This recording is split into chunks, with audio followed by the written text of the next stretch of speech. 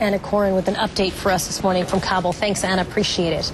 Let's bring in Congressman Peter King. He's a Republican representing New York. He's also the chairman of the Homeland Security Committee. It's nice to see you, sir. Thanks for talking with us. You heard Anna's report there. Thank you. We also know over the weekend, from Friday to Sunday, you had attackers who were dressed as Afghan police forces who pulled off attacks, and also attackers who were dressed in U.S. military outfits who pulled off attacks.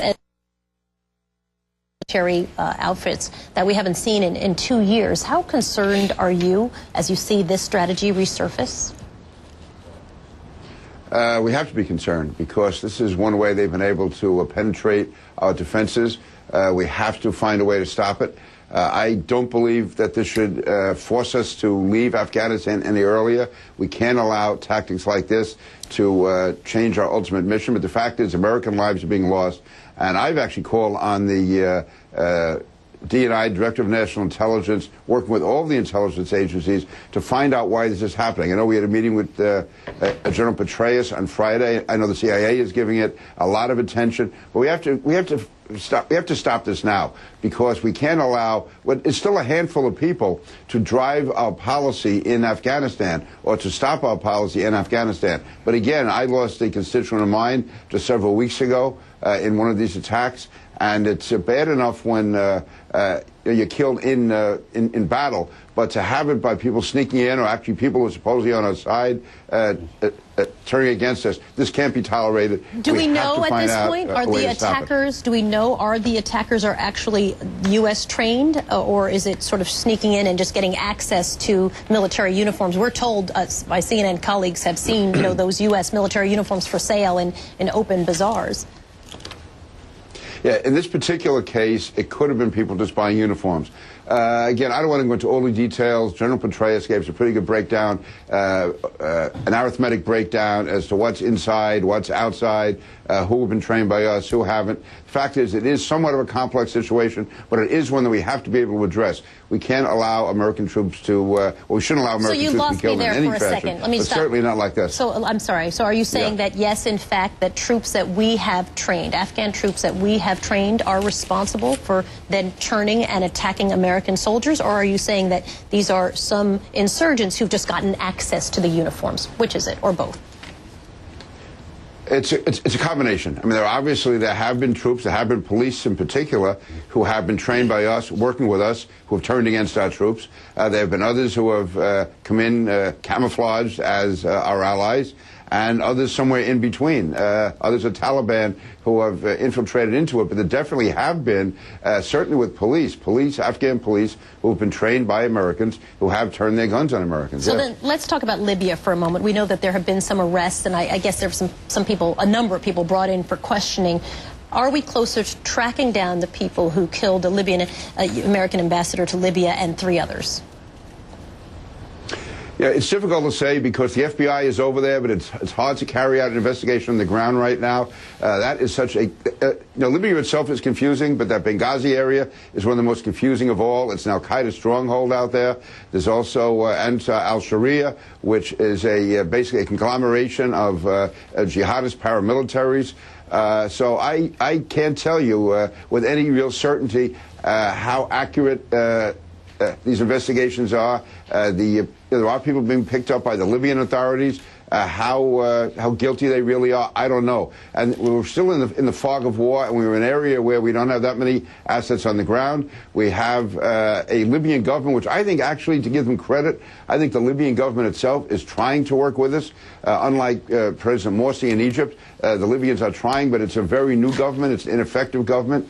And especially out in Benghazi, there was virtually no security. We're talking about a consulate, which had, again, virtually no security. There were no military backup for our ambassador out there. So that's almost a no man's land out there. And so I'm again, the Libyan authorities working with American authorities, but still difficult for the FBI, I think, to get a real take on who's responsible and who's not. Let me play a little bit of what you said on Friday. You talked about the president going on an apology tour. I want to play a little chunk of that. Right. President Obama's policy since summer of 2009, when he took his apology tour, I believe have not helped the United States. They've weakened our position in the Middle East.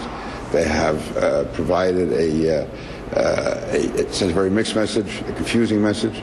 You combine that with the way he treats Netanyahu and Israel, and the pulling troops out of Iraq without getting a status of forces agreement, the apologies, you put it all together, and I think that what we saw this week is in many ways a logical result of all that. So let's talk about that last line. What we saw this week is in many ways a logical result of all that. Are you saying that the president and is responsible and his policies responsible for the death of the American ambassador to Libya? I'm saying the president's policies have sent a confused message. For instance, take Egypt. Here is a country getting $1.6 billion in aid annually from the United States, and yet President Morsi, for the first day, the entire day of our embassy being under attack, did virtually nothing to protect us, and was actually putting out statements in Arabic where he was sympathizing with the demonstrators and those attacking the American embassy. What it's done is it's created a climate, it's created an attitude in the Middle East where our allies don't trust us, where those who are undecided are starting to hedge their bets and turn against us. For instance, in Iraq, the president talks about how he pulled our troops out of Iraq. Well, the fact is he was given a glide path in Iraq. He pulled the troops out without getting a status of forces agreement, without leaving any American troops behind. And now Iran is emerging as a major power in that region, where if we had our troops there, that would not happen. But you've been talking about an apology tour, and as you know, that matches the framing of other people. Donald Rumsfeld says he's made a practice of trying to apologize for America. He's talking about the president. Mitt Romney has said, I will not and never apologize for America. I don't apologize for America. Tim Pawlenty, back in February, was saying, Mr. President, stop apologizing for a country. Where do you see an apology? You called it an apology tour. You said the apologies. What apologies are you specifically talking about? I would say when he was in Cairo in 2009, when he was basically apologizing for American policy, saying that American policy sometimes had gone too far, that how we had not lived up to our ideals. Never once in that speech, as you know, which I have the speech right here, so that was back. He never once used the word apology. He never once said, I'm sorry. You don't have to. The logical, any logical reading of that speech or the speech he gave in France, where he basically said that the United States can be too aggressive, talking to the French. That was on April 3rd in 2009. Right, but that's not apology. So people. It is. I can say. I do consider. We're apologizing for our position. We have nothing to apologize to the Muslim world at all. We have not sacrificed our ideals. He was overseas criticizing American officials and the CIA and others when he says that we lost our ideals. These are the people who kept us safe for 8-9 years against Islamic terrorists. Everyone keeps talking about this apology tour and apologies from the president, and I'm trying to find the words "I'm sorry," "I apologize" in any of those speeches, which I have the text of all those speeches in front of me. None of those speeches at all. And if you go to factcheck.org, which we check in a lot, they'll say the same thing. They fact-check this, and they say this whole theory of apology. I don't care what fact-check Well, okay, they're a fact-checker. You may not care, but they're a fact-checker. No, I'm talking about, I know, and I'm reading the speeches. I'm reading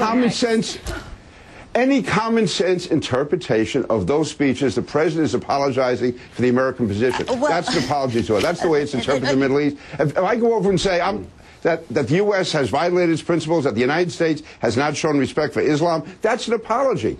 How else could it be interpreted? I think plenty of people are interpreting it as a nuanced approach to diplomacy is how some people are interpreting it. So I don't think that everybody agrees it's apology. I don't interpret it that way. I don't interpret it that way. And I think more importantly, our enemies don't interpret it that way. Well, I don't know that that's necessarily the case. I think that's what we're trying to figure out. Well, I think it is. And that's where we have an honest difference of opinion. Congressman, Ron Brownstein, can I ask you one quick question? If there was a Republican administration today, a President Romney, what would they be doing differently in response to this wave of protest that's emerged? First of all, we knew before the September 11th demonstrations in Cairo that they were going to occur. We would have made sure, I hope, that President Morsi was told that he had to have his security forces out on the street. Don't dare let anyone near the American embassy. Don't let them tear down the American flag. Don't let them put up an al-Qaeda flag. I would hope, and again, this was, I hate to play Monday morning quarterback on some security issues, but I hope we would have had more security in Benghazi when the ambassador went there. That, to me, on September 11th, to have no extra security in a stronghold, in an al-Qaeda stronghold in Libya, to me, appears to have been irresponsible. Again, I'm holding back on that only a little because I hate to be a Monday quarterback on security issues. But as far as President Morsi in Egypt, we had 24 to 48 hours notice that there could be demonstrations in Egypt, and we should have made sure the President Morsi moved and acted and to not allow that time to go by the way he did, putting American lives at risk. Well, Peter King, obviously part of the reason we have you on is so you can do a little Monday morning quarterbacking for us. So we appreciate your time this morning. Thanks for talking with us. Thank you. You bet. Thank you.